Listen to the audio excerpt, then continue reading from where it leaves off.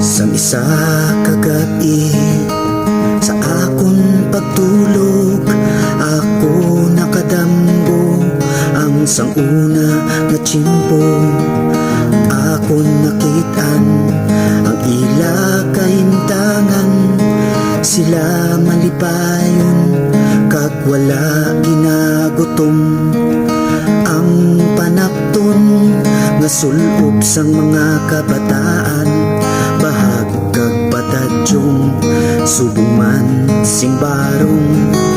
Iniyang simbolo sang ilang pagka-Pilipinon, kulturang ilang ginamutan, ilagi kinahalungan.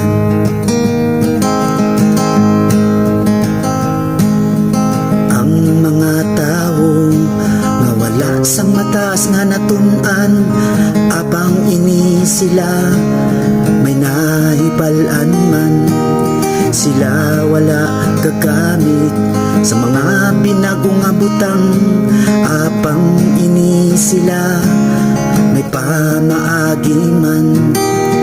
Ang ilang balay ni paugon kakawayan, apang ang kanan nga tao may iyagit na puloy-an. Sila may mga letra nga hindi abakada, nga amo ang taytay sang ilang paginampanay.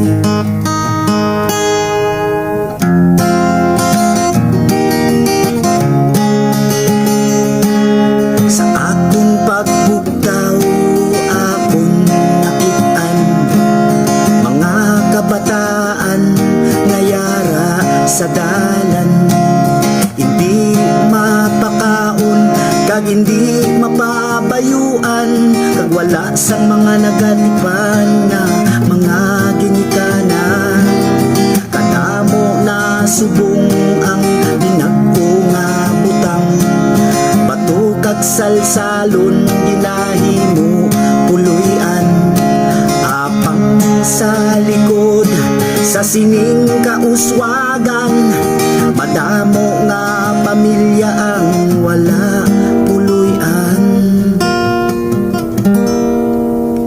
Ini bala bangod sa kulturang nalimtan, bangod kita nasilaw sa mga nakatungdan, kay sila ang naghatag sa aton kinaalam.